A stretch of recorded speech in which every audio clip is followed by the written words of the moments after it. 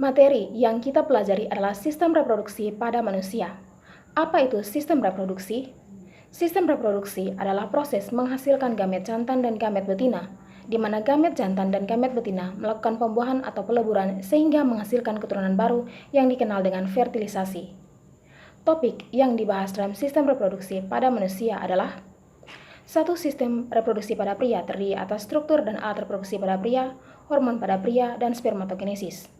2. Sistem reproduksi pada wanita terdiri atas struktur dan alat reproduksi pada wanita, oogenesis, hormon pada wanita, dan siklus menstruasi. 3. Fertilisasi. 4. Kehamilan dan kelahiran. 5. Teknologi pada sistem reproduksi. Dan 6. Gangguan pada sistem reproduksi. Mari kita mulai dengan sistem reproduksi pada pria. Ada gambar struktur sistem reproduksi pada pria yang telah diberi nomor 1 sampai 8. Struktur sistem reproduksi pada pria terbagi atas bagian dalam dan bagian luar. Bagian dalam yang meliputi 1. Testis adalah gonad pria yang menghasilkan sperma dan hormon pada pria, yang terdiri atas A. Tubulus seminifermus adalah saluran berkelok-kelok yang menghasilkan sel sperma. B.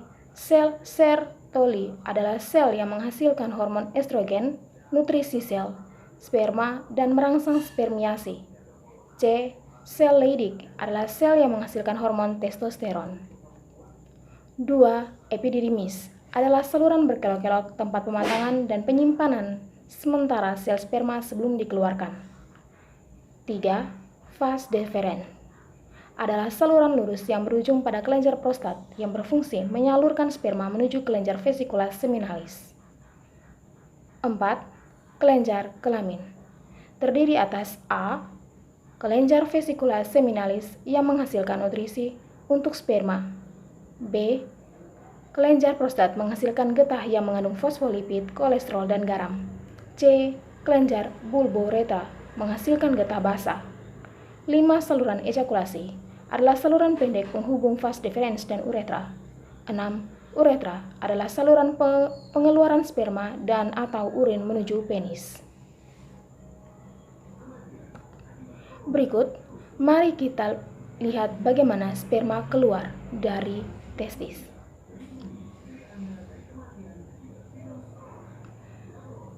Sel sperma dihasilkan oleh tubulus seminifermus yang ada pada testis menuju epididymis sebagai tempat pematangan dan penyimpanan sementara sebelum keluar. Kemudian, sel sperma akan menuju ke vas deferens yang adalah saluran yang menyalurkan sperma menuju kelenjar vesikula seminalis yang akan memberi nutrisi dan getah fosfolipid, kolesterol, garam, dan getah basah oleh kelenjar kelamin, dan menuju uretra melalui saluran penghubung vas deferens dengan uretra, dan sperma akan keluar menuju penis. Berikut, bagian luar dari struktur reproduksi pada pria terdiri atas nomor 7, skrotum adalah kantong pembungkus testis, dan nomor 8, penis adalah alat kopulasi sperma.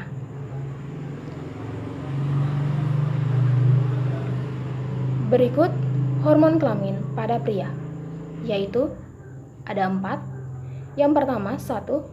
Follicle Stimulation Hormone atau FSH dihasilkan oleh hipofisis anterior, berfungsi menstimulasi spermatogenesis pada tubulus seminifermus dan sel Sertoli yang menghasilkan hormon estrogen.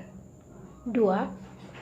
Interstitial Cell Stimulation Hormone atau ICSH berfungsi menstimulasikan sel Leydig yang menghasilkan testosteron. 3. Hormon estrogen berfungsi merangsang spermiasi. 4. Hormon testosteron berfungsi memunculkan ciri-ciri kelamin sekunder pria, mengatur spermatogenesis dan spermiasi. Itu adalah hormon kelamin pada pria. Mari kita lanjut ke spermatogenesis. Spermatogenesis adalah proses pembentukan sperma oleh testis. Berikut tahapnya. Spermatogonium yang bersifat diploid atau 2N dari sel germinal dalam tubulus seminifermus akan mengalami proses mitosis dan menghasilkan spermatosit primer. Kemudian, spermatosit primer mengalami proses meiosis 1 dan menghasilkan spermatosit sekunder. Spermatosit sekunder akan mengalami proses meiosis 2 dan menghasilkan spermatid yang bersifat haploid atau N. Kemudian, terjadi proses spermiasi, yaitu spermatid berubah menjadi sperma. Nah, dari situ kita bisa mengetahui struktur sel sperma. 1. Kepala berfungsi menembus mantel ovum. Yang ditunjukkan nomor 2 adalah nukleus, mengandung materi genetik yang bersifat haploid. Yang ditunjukkan nomor 3, leher, mengandung mitokondria yang menghasilkan energi untuk pergerakan sel. Yang ditunjukkan oleh nomor 4, ekor adalah alat gerak sperma. Berikutnya, sistem reproduksi pada wanita. Struktur dan alat reproduksinya terdiri atas bagian dalam dan bagian luar. Pertama, kita bahas yang bagian dalam. 1. Ovarium adalah gonad wanita yang menghasilkan ovum dan hormon pada wanita. 2. Fimbriae adalah jumbai yang menangkap ovum dari ovarium yang menuju pangkal oviduk yang disebut infundibulum. 3. Oviduk atau tuba fallopi adalah saluran penghubung ovarium dan uterus. 4. Uterus atau rahim adalah tempat perkembangan atau berkembangnya zigot menjadi bayi. 5. Cervix adalah corong pembatas uterus dan vagina. 6.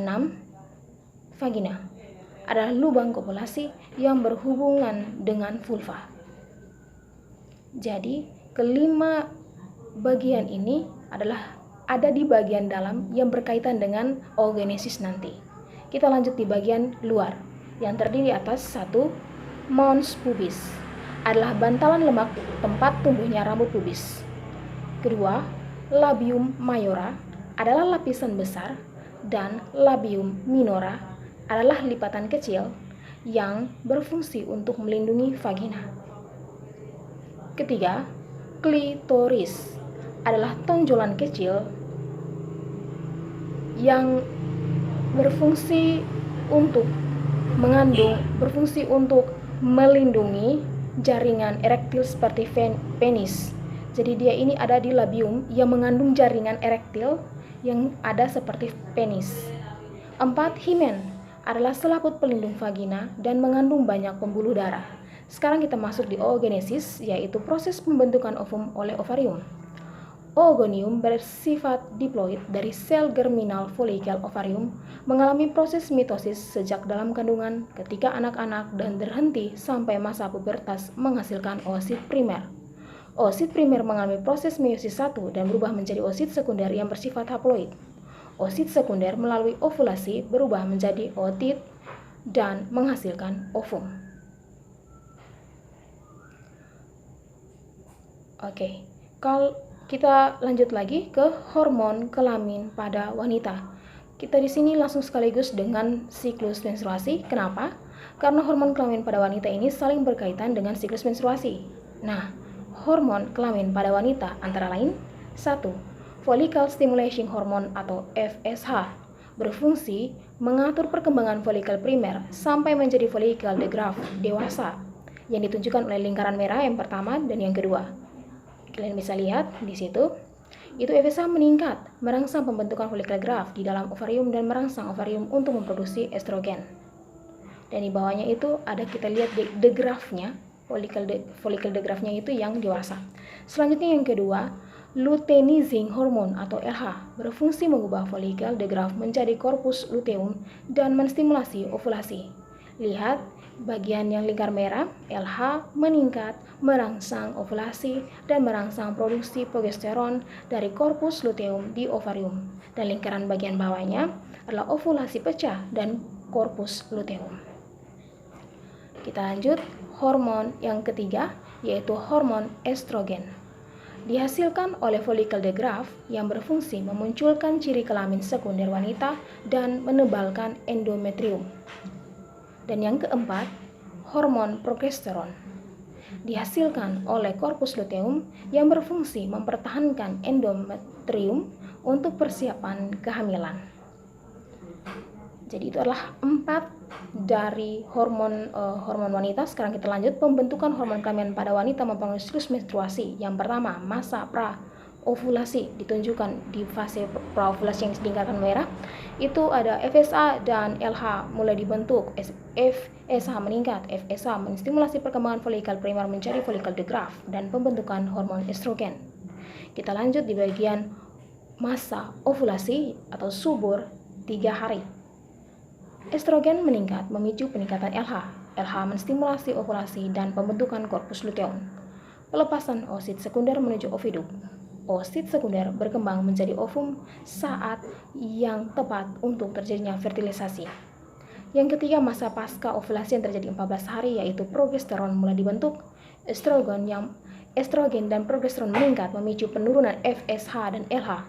Penebalan endometrium ala estrogen dan persiapan kehamilan oleh progesteron.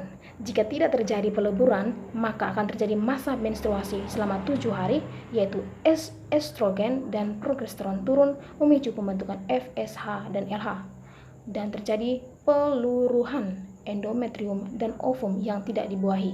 Hal ini bisa ditunjukkan dengan pecahnya ovumnya. Karena tidak dibuahi, dia menjadi pecah, jadi keluarnya itu berupa darah, ditunjukkan oleh lingkaran merah. Kita lanjut, yang berikutnya adalah fertilisasi.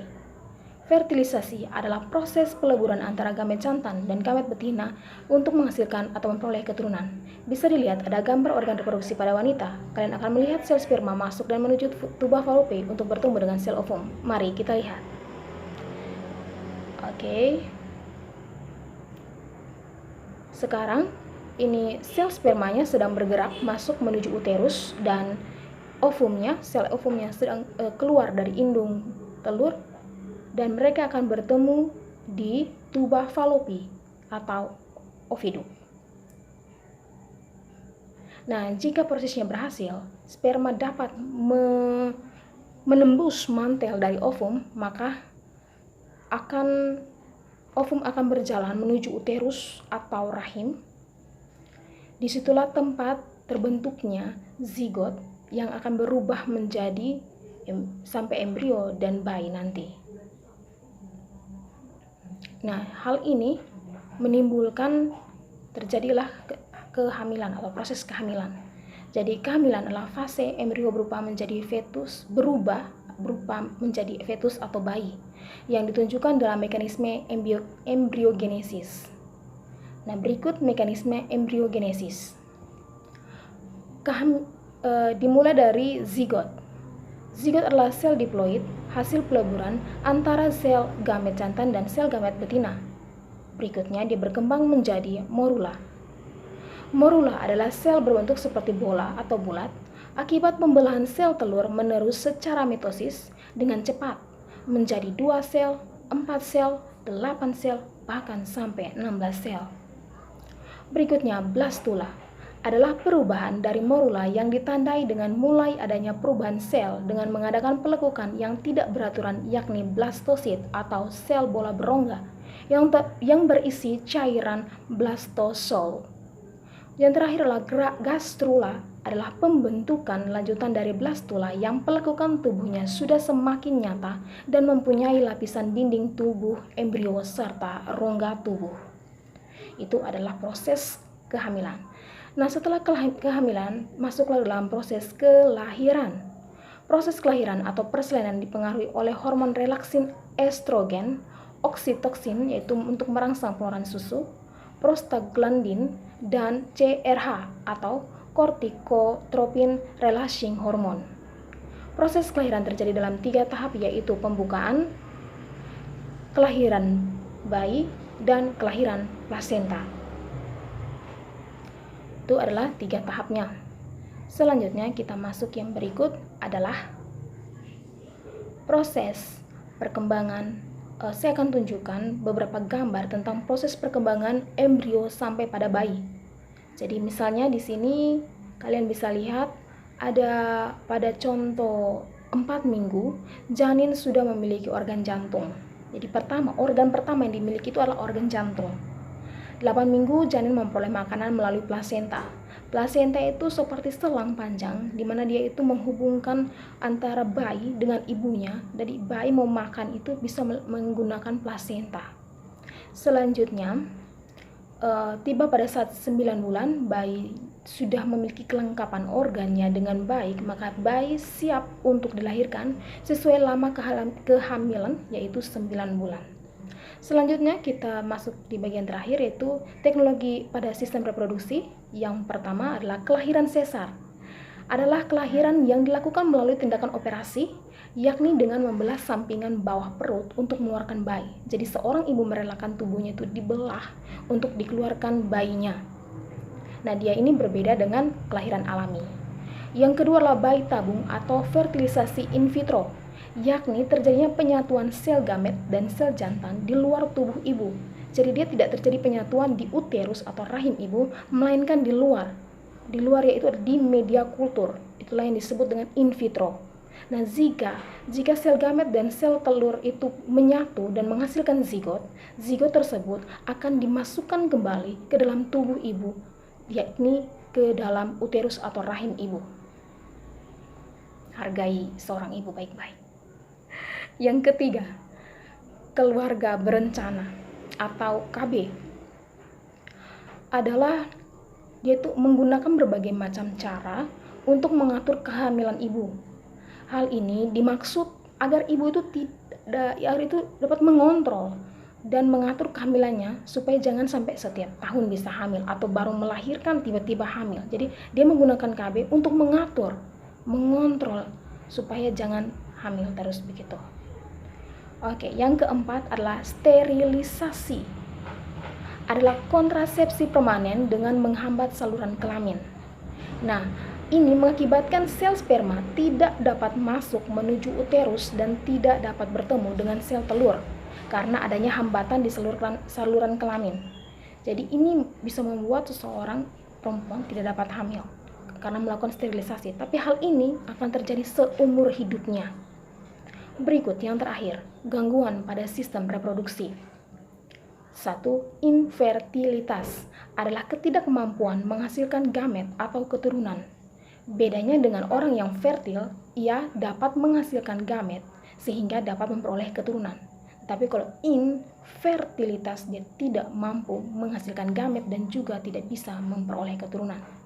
Kedua, impotensi adalah ketidakmampuan penis untuk melakukan ereksi karena faktor hormon, obat-obatan, rokok, dan alkohol. Yang ketiga, mioma uterus adalah tumor jinak yang berada di daging yang tumbuh pada dinding rahim yang mengakibatkan zigot tidak dapat berkembang dengan baik. Jadi adanya pembengkakan atau tumor jinak yang ada di uterus membuat zigot tidak dapat berkembang. Akhirnya zigot bisa saja terjadi keguguran. Yang keempat adalah penyempitan tuba falopi. Itu terjadi untuk menghalangi masuknya sperma sehingga sulit mendapatkan keturunan yang disebabkan oleh faktor genetika, infeksi kuman. Jadi kalau misalnya terjadi penyempitan, sperma dan ovum tidak bisa bertemu karena tempat bertemunya pertemuan ovum dan sperma itu adalah di tuba falopi. Kalau tuba falopinya terjadi penyempitan, maka tidak dapat bertemu. Nah, itu adalah materi kita pada hari ini. Terima kasih banyak sudah mengikuti. Ini ada tugas untuk kalian. Kalau ada sesuatu yang masih keliru atau masih perlu ditanyakan, silakan di komen saja. Di kolom komentar maksudnya. Oke, terima kasih.